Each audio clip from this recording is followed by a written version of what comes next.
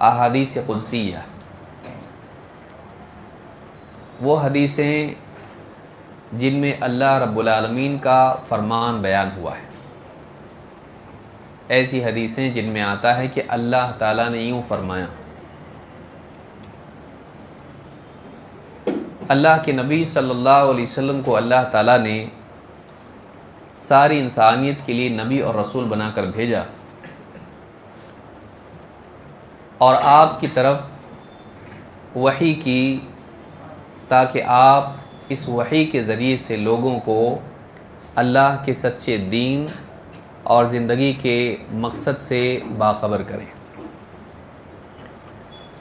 آپ پر یہ ذمہ داری ڈالی کہ آپ لوگوں کو حق اور باطل میں فرق کرنا سکھائیں، حق کی اتباع کرنے کی تلقین کریں، اور آپ اس حق پر عمل کر کے دکھائیں تاکہ لوگ آپ کو دیکھ کر آپ کا اسوہ اختیار کریں۔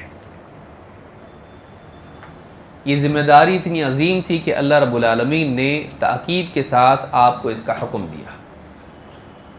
اللہ نے فرمایا وَأَنزَلْنَا إِلَيْكَ الذِّكْرَ لِتُبَيِّنَ لِلنَّاسِ مَا نُزِّلَ إِلَيْهِمْ وَلَعَلَّهُمْ يَتَفَكَّرُونَ، اور تأکیداً اللہ تعالیٰ نے فرمایا یا ایھا الرسول بلغ ما انزل الیک من ربک، اے رسول جو کچھ آپ کے رب کی طرف سے آپ کی طرف نازل کیا گیا ہے اسے پہنچا دیجیے۔ وَإِن لَّمْ تَفْعَلْ فَمَا بَلَّغْتَ رِسَالَتَهُ، اگر آپ نے ایسا نہیں کیا تو آپ نے رسالت کی ذمہ داری پوری نہیں کی، رسالت کا حق ادا نہیں کیا۔ واللہ یعصمک من الناس، یہ اللہ ہے جو لوگوں سے آپ کو بچائے گا۔ اگر آپ کو ڈر ہو کہ اللہ کی طرف سے آنے والی وحی لوگوں تک پہنچانے میں لوگ آپ کے دشمن بنیں گے، ان کی خواہشات کے خلاف جب آپ ان کو حق بات بتاؤ گے، رسم و رواج کے خلاف جب آپ حق بات پہنچاؤ گے، سماج آپ کا دشمن بنے گا۔ اگر آپ کو ڈر ہے تو آپ اس بات کو بھی یاد رکھیں، آپ پہنچائیے، اللہ آپ کی حفاظت کرے گا۔ آپ کو دعوت کا حکم دیا گیا، تبلیغ کا حکم دیا گیا، اور ساتھ ہی اس بات کا وعدہ کیا گیا کہ اگر آپ نے اپنی ذمہ داری پوری کی تو اللہ کی طرف سے آپ کی حفاظت کی جائے گی۔ اس سے بات معلوم ہوتی ہے ایک طرف کہ یہ بہت بڑا فریضہ ہے اور اس کو ادا کرنا ضروری ہے۔ اللہ تعالیٰ نے فرمایا وَإِن لَّمْ تَفْعَلْ فَمَا بَلَّغْتَ رِسَالَتَهُ، اگر آپ نے پیغام نہیں پہنچایا، ہر بات نہیں پہنچائی جس کا حکم دیا گیا کہ پہنچائیے، کچھ چھپا لیا، تو چاہے آپ بہت ساری باتیں بتائیں، اگر ایک بھی بات چھپا لیا آپ نے تو آپ نے رسالت کا حق ادا نہیں کیا۔ امانت داری کا تقاضا یہ تھا کہ اللہ کے نبی صلی اللہ علیہ وسلم اللہ کی طرف سے آنے والی تعلیمات کو لوگوں تک صاف پہنچا دیں، اور آپ نے پہنچایا۔ اسی کے ساتھ اس میں دوسری بات یہ ہے کہ اس ذمہ داری کو ادا کرنے پر اللہ کی طرف سے حفاظت کا وعدہ ہے۔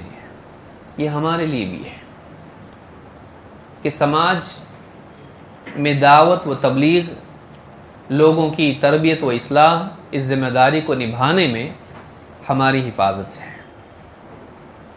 اللہ کی حفاظت پانے کے لیے اللہ کی طرف سے آئے ہوئے پیغام کو لوگوں تک پہنچانا ضروری ہے۔ آج عالمی اعتبار سے جو حالات ہیں اس میں بھی یہ غور کرنے کی چیز ہے کہ اللہ کی حفاظت کے لیے ایک بہت بڑی ذمہ داری جو امت کی ہے، وہ کیا ذمہ داری ہے؟ لوگوں تک حق بات کو پہنچانا۔ کنتم خیر امۃ اخرجت للناس تأمرون بالمعروف وتنہون عن المنکر وتؤمنون باللہ۔ آپ دیکھیے اس آیت میں بھی وہی بات ہے کہ تم بہترین امت ہو جسے لوگوں کے لیے چن کر الگ کیا گیا ہے، نکالا گیا ہے۔ تم بھلائی کا حکم دیتے ہو، برائیوں سے روکتے ہو، اور اللہ پر ایمان رکھتے ہو۔ اللہ پر ایمان رکھتے ہو، اللہ پر یقین رکھتے ہو، اللہ کے وعدوں پر اور اللہ تعالیٰ پر اعتماد رکھتے ہو، توکل کرتے ہو حفاظت کے لیے۔ کہ دعوت کی ذمہ داری ادا کرنے کے بعد اللہ کی طرف سے حفاظت کا انتظام ہوتا ہے۔ تو یہ جہاں نبی کریم صلی اللہ علیہ وسلم کے لیے بطور رسول تھا، وہیں ہمارے لیے بھی وعدہ بطور امتی اور آپ کے پیروکار ہونے کے اعتبار سے، متبع ہونے کے اعتبار سے، اس لیے کہ دعوتی ذمہ داری اللہ تعالیٰ نے جہاں نبی پر ڈالی وہیں آپ کے امتیوں پر بھی، جیسا کہ اللہ کے نبی صلی اللہ علیہ وسلم کو خود اللہ تعالیٰ نے حکم دیا کہ آپ اس کو پہنچائیں۔ قُلْ هَٰذِهِ سَبِيلِي أَدْعُو إِلَى اللَّهِ عَلَىٰ بَصِيرَةٍ أَنَا وَمَنِ اتَّبَعَنِي وَسُبْحَانَ اللَّهِ وَمَا أَنَا مِنَ الْمُشْرِكِينَ۔ اے نبی آپ کہہ دیجئے قُلْ هَٰذِهِ سَبِيلِي، یہ میرا راستہ ہے، ادعو الی اللہ، میں لوگوں کو اللہ کی طرف بلاتا ہوں، علی بصیرت، بصیرت کے ساتھ، حکمت کے ساتھ، سوجھ بوجھ کے ساتھ، دلیل کے ساتھ، یقین کے ساتھ، انا ومن اتبعنی، میں بھی اور میری اتباع کرنے والے بھی ہیں۔ معلوم ہوا کہ یہ جہاں آپ کا کام ہے وہیں آپ کے متبعین کا، آپ کی اتباع کرنے والوں کا بھی کام ہے کہ مسلسل اللہ تعالیٰ کی توفیق سے وہ حق بات کو لوگوں تک پہنچاتے رہیں۔ وَسُبْحَانَ اللَّهِ وَمَا أَنَا مِنَ الْمُشْرِكِينَ، اور سبحان اللہ میں مشرکین میں سے نہیں۔ یعنی جہاں اللہ کی طرف بلانا ہو، اللہ کی بڑائی بتانا ہو، اللہ کی عظمت کا تعارف کرانا ہو، وہیں اس کے ساتھ ساتھ شرک سے برات بھی ہونا چاہیے۔ خالی اچھی میٹھی میٹھی باتیں بولنا نہیں، اللہ کی بڑائی، اللہ کی عظمت، اللہ کا تعارف کرانے کے ساتھ ساتھ اللہ کے ساتھ شرک سے لوگوں کو روکنا اور شرک سے برات کا اعلان کرنا، یہ بھی ضروری ہے۔ جہاں توحید بتانا ضروری ہے، ایمان بتانا ضروری ہے، وہاں شرک سے ڈرانا بھی ضروری ہے۔ تو یہ ذمہ داری اللہ کے نبی صلی اللہ علیہ وسلم زندگی بھر نبھاتے رہے، آخری وقت تک آپ لوگوں کو توحید کی دعوت دیتے رہیں، اللہ کے پیغامات پہنچاتے رہیں۔ اللہ تعالیٰ نے قرآن کریم میں فرمایا وَأَنزَلْنَا إِلَيْكَ الذِّكْرَ لِتُبَيِّنَ لِلنَّاسِ مَا نُزِّلَ إِلَيْهِمْ وَلَعَلَّهُمْ يَتَفَكَّرُونَ۔ اے نبی، ہم نے آپ کی طرف وَأَنزَلْنَا إِلَيْكَ الذِّكْرَ، آپ کی طرف اس ذکر کو، نصیحت کی کتاب کو نازل کیا ہے۔ کیوں نازل کیا؟ لِتُبَيِّنَ لِلنَّاسِ مَا نُزِّلَ إِلَيْهِمْ، تاکہ آپ کی طرف، آپ کے رب کی طرف سے جو نازل ہوا ہے اسے آپ صاف صاف پہنچا دیں۔ وَلَعَلَّهُمْ يَتَفَكَّرُونَ، اور تاکہ وہ غور فکر کریں۔ اللہ کے نبی صلی اللہ علیہ وسلم کی طرف کیا نازل ہوا؟ دو چیزیں ہیں، ایک کتاب اور دوسرے حکمت۔ ان دو چیزوں کی تعلیم اللہ کے نبی صلی اللہ علیہ وسلم لوگوں کو دیتے تھے۔ اسی لیے اللہ نے فرمایا یتلو علیہم آیاتہ ویزکیہم ویعلمہم الکتاب والحکمہ۔ یہ رسول کیا کرتا ہے؟ لوگوں کو اللہ کی آیتیں پڑھ کے سناتا ہے، انہیں پاک کرتا ہے تربیت کے ذریعے سے، اور وَيُعَلِّمُهُمُ الْكِتَابَ وَالْحِكْمَةَ، انہیں کتاب اور حکمت کی تعلیم دیتا ہے۔ کتاب و حکمت سے مراد کیا ہے؟ کتاب و حکمت سے مراد کتاب، اللہ کی کتاب قرآن، اور حکمت سے مراد نبی صلی اللہ علیہ وسلم کی سنت، وہ فہم جو اللہ تعالیٰ نے قرآن کا یا قرآن کی آیات کو سمجھانے کے اعتبار سے آپ کو دیا۔ تو اس اعتبار سے آپ دو چیزیں سکھاتے تھے، ایک اللہ کی طرف سے آنے والی کتاب قرآن، اس کے الفاظ جوں کہ توں لوگوں کو پہنچانا، دوسرے اس کا جو فہم ہے وہ بھی لوگوں کو سکھانا۔ معلوم ہوا کہ اللہ کی طرف سے دو باتیں آپ کی طرف القاء کی گئیں، ایک قرآن، دوسرے اس قرآن کا فہم۔ قرآن کے علاوہ بھی آپ کی طرف وحی آتی تھی، اور آپ نے ما نزل الیہم، کہ یعنی جو کچھ آپ کی طرف نازل ہوا ہے ان کے لیے آپ اس کو پہنچا دیجئے میں دونوں چیزیں آتی ہیں، قرآن کا پہنچانا اور قرآن کے ساتھ ساتھ اللہ کی طرف سے جو وحی، جس کو وحی خفی کہتے ہیں، اس کو بھی آپ پہنچاتے تھے۔ انہی میں سے ایک چیز احادیث قدسیہ ہے۔ اللہ تعالیٰ نے جو علم آپ کو دیا اس میں سے ایک علم تو وہ ہے جو قرآن ہے، لیکن قرآن کے علاوہ بھی آپ کی طرف وحی کی گئی۔ اللہ تعالیٰ نے آپ کو اور بھی علم دیا جو قرآن ہی سے مستنبط ہے۔ قرآن کا صحیح فہم یہ بھی اللہ تعالیٰ نے آپ کو عطا فرمایا، کیونکہ اللہ تعالیٰ نے قرآن کریم ہی میں فرمایا تھا ان علینا جمعہ وقرآن، ہمارے ذمے ہے کہ اس قرآن کا آپ کے سینے میں جمع کر دینا اور آپ کی زبان سے پڑھوا دینا۔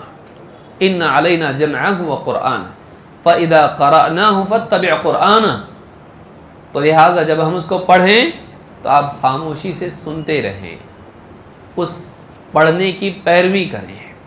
جبریل جب پڑھیں آپ اس کو سنیے، اور کہا کہ ثم ان علینا بیانہ، پھر اس کے بعد ہمارے ذمے ہیں اس کی وضاحت آپ کے لیے کرنا۔ تو جہاں قرآن کا پڑھنا آپ کے ذمے تھا، اسی کے ساتھ ساتھ قرآن کا بیان بھی اللہ کی طرف سے آیا۔ تو ایسی چیزیں جو قرآن کے علاوہ آئیں اسے سنت کہا جاتا ہے یا اسے حکمت کہا جاتا ہے۔ اور اسی حکمت میں سے یہ بات بھی ہے کہ اللہ تعالیٰ نے ایسی باتیں بھی آپ کو بتائیں جو بعین ہی قرآن میں نہیں ہیں، ایسی احادیث جن میں اللہ تعالیٰ کا فرمان ہے لیکن وہ قرآن میں نہیں ہے، اس کو کیا کہتے ہیں؟ احادیث قدسیہ۔ احادیث قدسیہ وہ حدیثیں ہیں جو اللہ تعالیٰ کی طرف سے آپ کو عطا کی گئیں، اللہ کا فرمان، اور وہ قرآن میں نہیں ہے۔ اس کو احادیث قدسیہ بھی کہتے ہیں، احادیث ربانیہ بھی کہتے ہیں، احادیث الہیہ بھی کہتے ہیں۔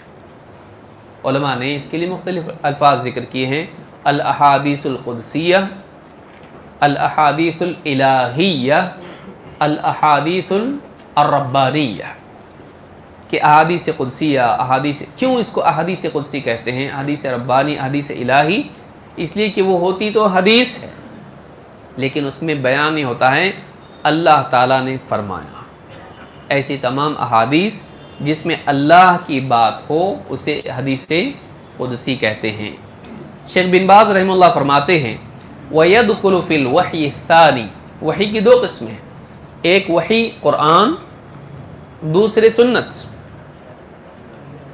قرآن کے علاوہ جو وحی ہے یہ دوسری وحی ہے۔ کہتے ہیں وَيَدْخُلُ فِي الْوَحْيِ الثَّانِي الَّذِي أُوتِيَهُ النَّبِيُّ صلی اللہ علیہ وسلم الاحادیث القدسیہ۔ قرآن کے علاوہ جو دوسری وحی آپ پر کی گئی اسے احادیث قدسیہ کہا جاتا ہے، الَّتِي يَرْوِيهَا الرَّسُولُ عَن رَّبِّهِ عَزَّ وَجَلَّ۔ یہ وہ احادیث ہیں جو اللہ کے رسول صلی اللہ علیہ وسلم اپنے رب سے روایت کرتے ہیں، جس میں اللہ کا فرمان ہو، فَهِيَ وَحْيٌ مِّنَ اللَّهِ وَمِن كَلَامِهِ سُبْحَانَهُ۔ اور یہ احادیث اللہ کی طرف سے وحی کی گئی ہیں اور وہ اللہ کا کلام ہیں۔ وَلَكِن لَيْسَ لَهَا حُكْمُ الْقُرْآنِ، لیکن اس کا حکم وہ نہیں ہے جو قرآن کا ہے، اس کی تفصیل ہم دیکھیں گے۔ اسی طرح سے شیخ ابن عثیمین رحمہ اللہ فرماتے ہیں والحدیث القدسی کل ما رواہ النبی صلی اللہ علیہ وسلم عن ربہ عز وجل۔ حدیث قدسی وہ حدیث ہے جسے اللہ کے رسول، اللہ کے نبی صلی اللہ علیہ وسلم نے اللہ عز وجل سے روایت کیا ہے۔ روایت کرنا کس کو کہتے ہیں؟ حدیث بیان کرنا۔ تو صحابہ کس سے روایت کرتے تھے؟ اللہ کے نبی صلی اللہ علیہ وسلم سے۔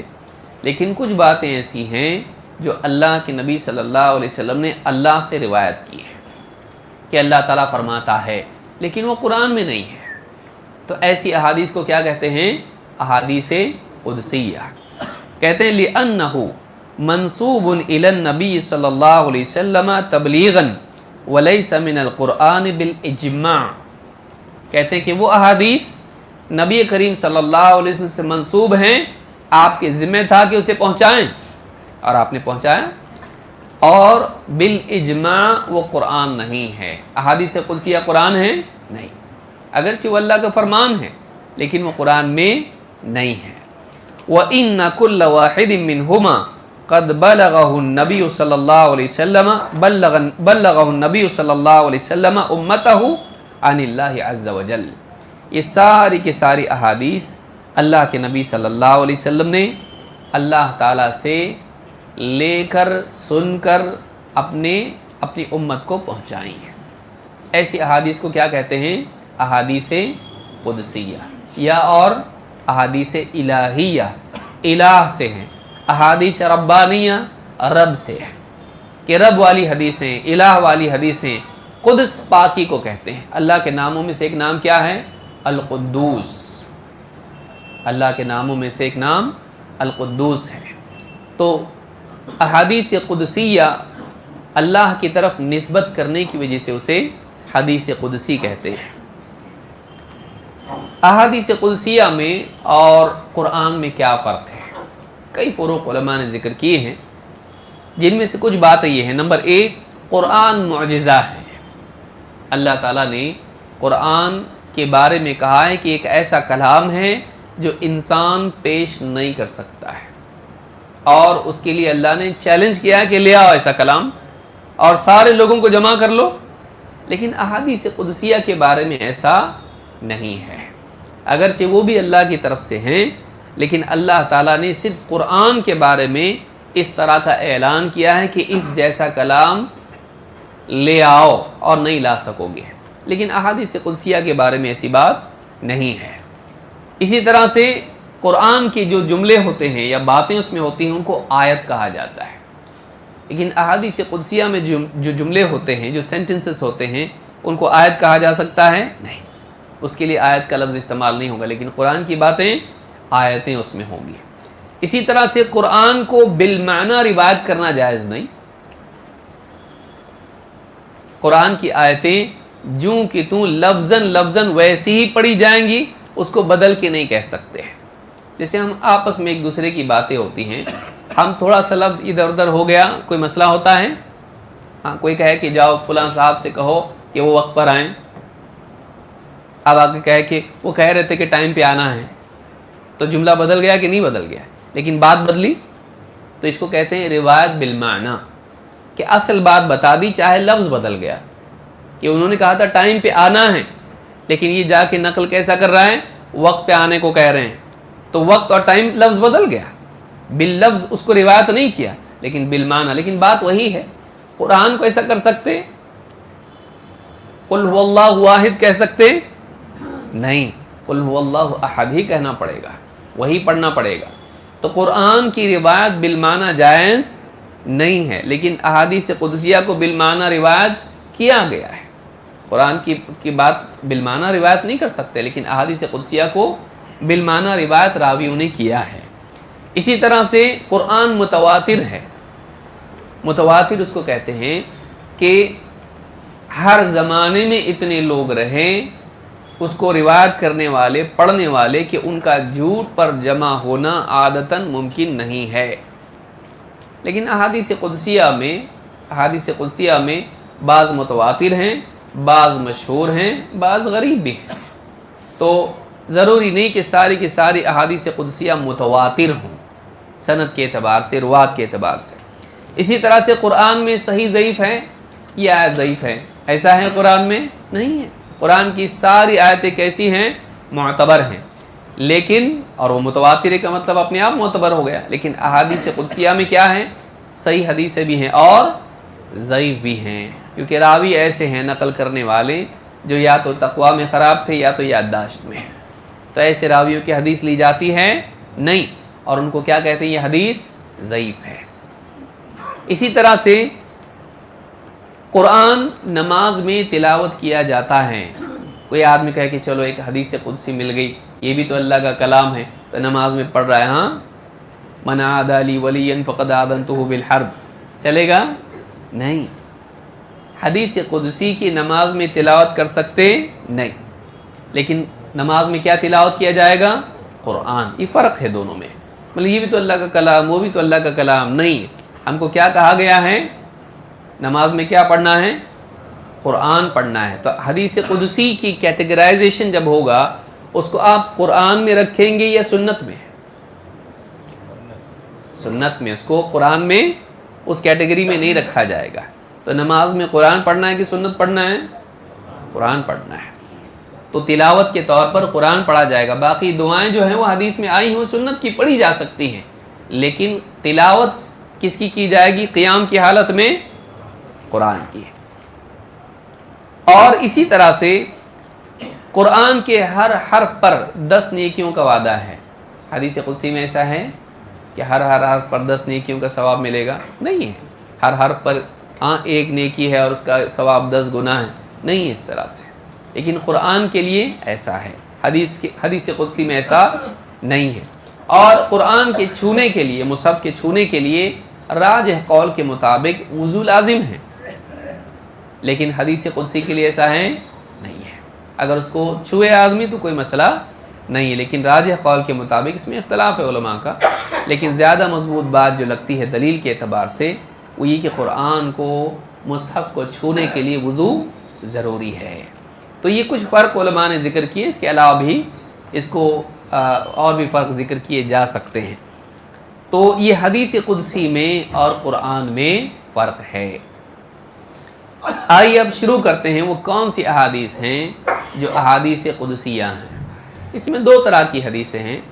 ایک وہ حدیثیں ہوتی ہیں جن میں اللہ کے نبی صلی اللہ علیہ وسلم خود کہیں یا صحابی کہیں کہ اللہ تعالیٰ کا فرمان ہے اور صرف بات نہیں ہو.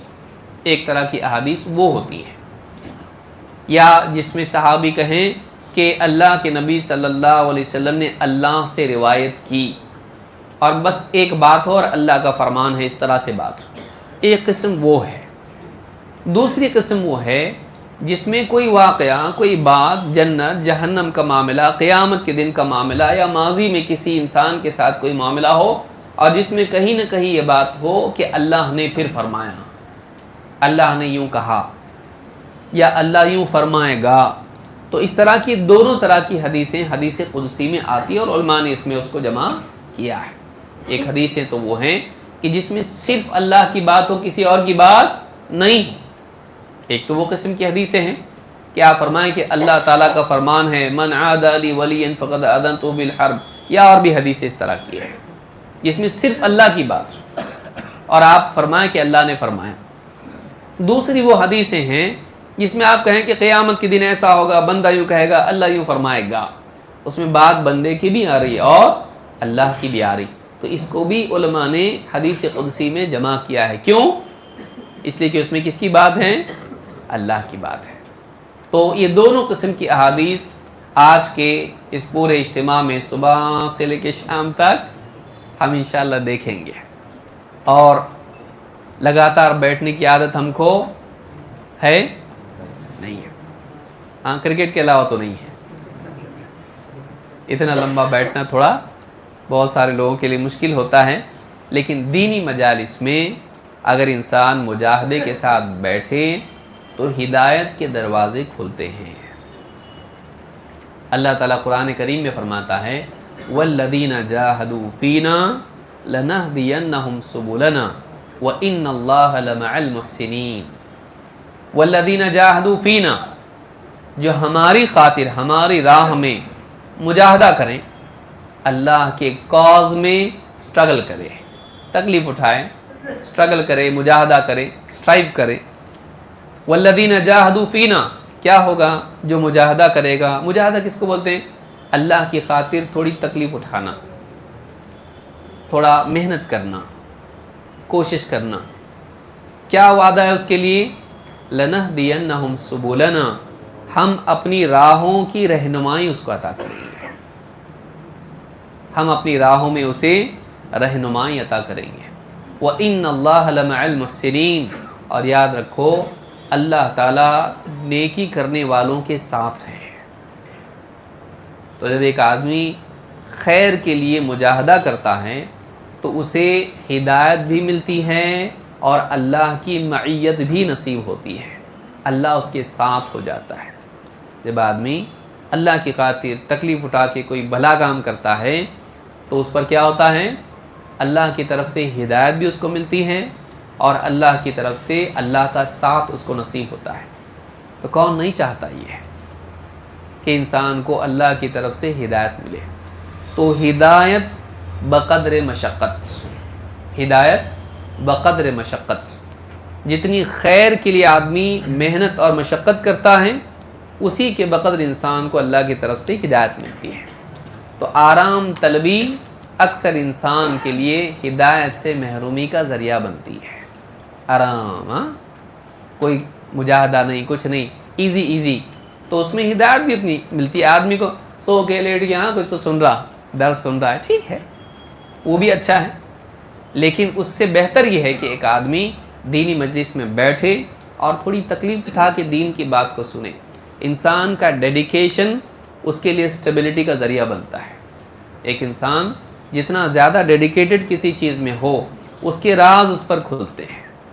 آپ دیکھیے، چاہے وہ سنار ہو، چاہے وہ کوئی سائنٹسٹ ہو، چاہے کوئی آدمی کسی میدان کا ایکسپرٹ ہو، کیونکہ اس کا ڈیڈیکیشن اور تکلیف اٹھا کے وہ کرتا ہے، محنت کرتا ہے اس راستے میں، اللہ تعالیٰ کی توفیق ہوتی ہے، اللہ اس میدان کو اس کے لیے کھول دیتا ہے۔ تو دینی مجالس میں آج دھیرے دھیرے یہ ماحول ختم ہوتا جا رہا ہے، اور لوگ بعد میں سن لیں گے نا، ڈاؤن لوڈ کر لیں گے، ڈاؤن لوڈ کرنے میں اس کا دماغ ڈاؤن لوڈ ہو جا رہا ہے۔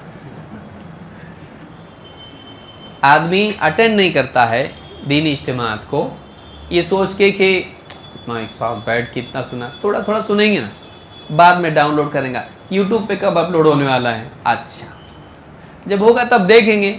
ہوا، ہونے کے بعد بھی آدمی چلا جاتا ہے وقت اور آدمی نہیں سن پاتا ہے۔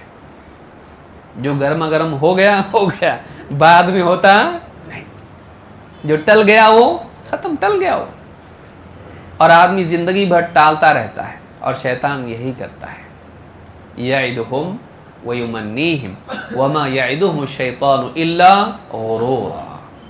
یعدہم، شیطان وعدے کرتا ہے، ویمنیہم، تمنائیں دلاتا ہے، وما یعدہم الشیطان الا غرورا، اور شیطان کے وعدے سوائے دھوکے کے اور کچھ بھی نہیں ہے۔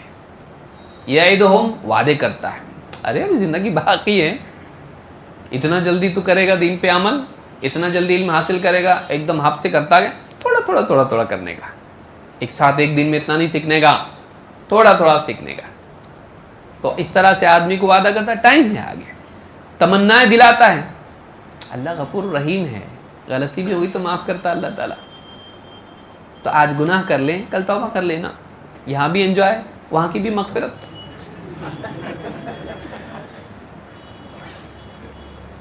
شیطانی بولتے ارے نیک لوگ پاگل ہی یہ سب، تقوی تقوی تقوی، گناہوں سے بچو، یہاں بھی انجوائے کرو اور توبہ کر کے وہاں بھی انجوائے کرو، ڈبل۔ اور بعض اوقات آدمی گناہ کرتے کرتے مر جاتا ہے، گناہ کرتے کرتے مر جاتا ہے، یا توبہ کی توفیق نصیب نہیں ہوتی، یا توبہ کر لیتا ہے لیکن دل اپنی اصل حالت پہ واپس آ نہیں پاتا۔ بھئی گلاس پھوڑا نا، سوری بول دیا، معاف کر دیا، لیکن گلاس تو پھوڑ گیا نا، واپس سے جڑے گا وہ نہیں۔ بعض اوقات انسان گناہ پہ گناہ کرتا رہتا ہے، ٹھیک ہے اللہ معاف کر دیا، پر تیرا دل ویسا رہا نہیں جیسا اللہ سے تعلق تھا، وہ کیا کرے گا، وہ کہاں سے لائے گا؟ تو گناہوں کی نحوست یہ ہوتی ہے کہ اس کا سب سے بڑا پہلا حملہ نامہ اعمال میں تو ہوتا ہے لیکن آپ کے دل پر بھی ہوتا ہے۔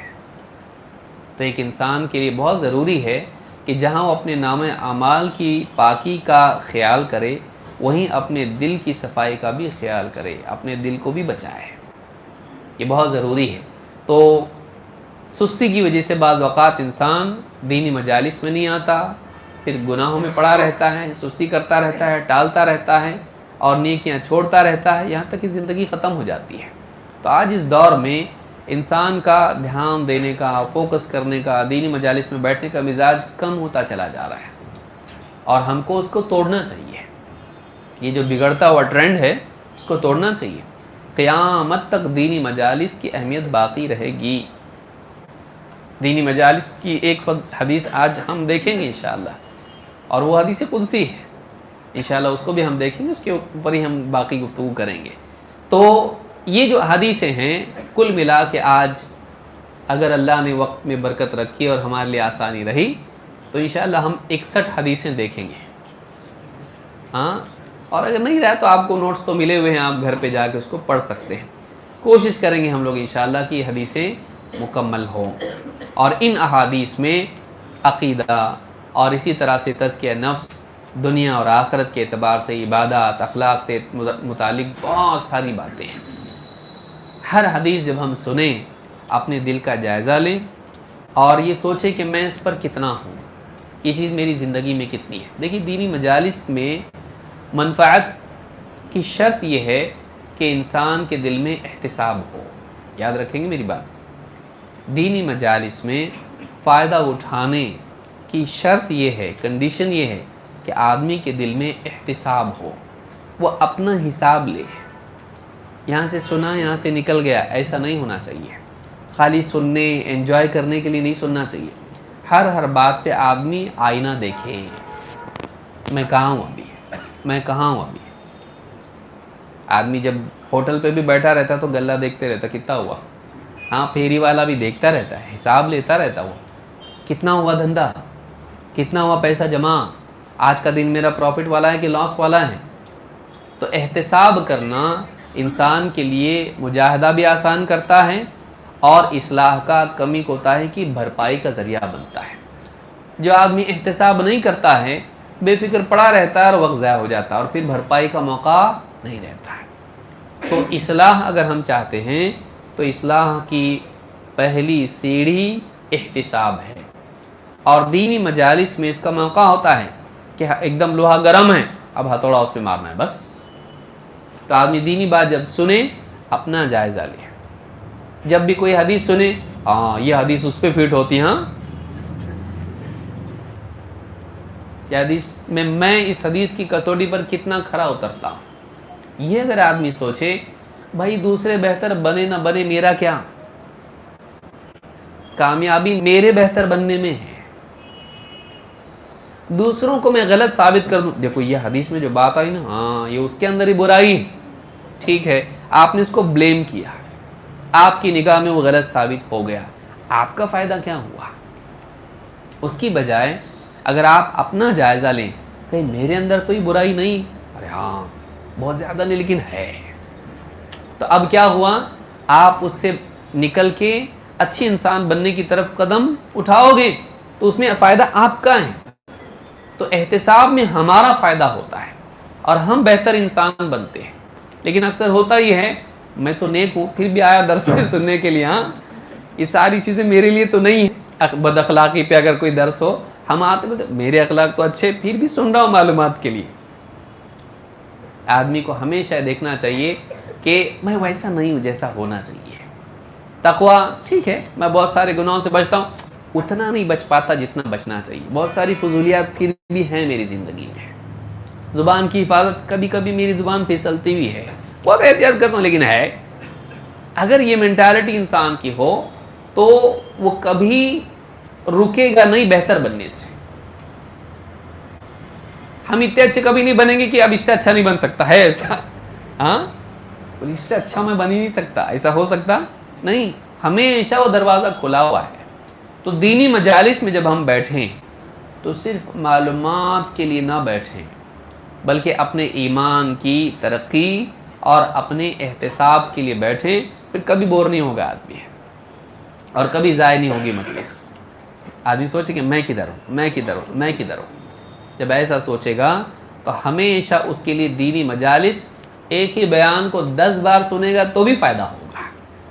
ہم کو فائدہ کیوں نہیں ہوتا؟ تو سب سنے ہوا ہے، یہ سنے ہوا ہے لیکن تو بنے ہوا نہیں ہے.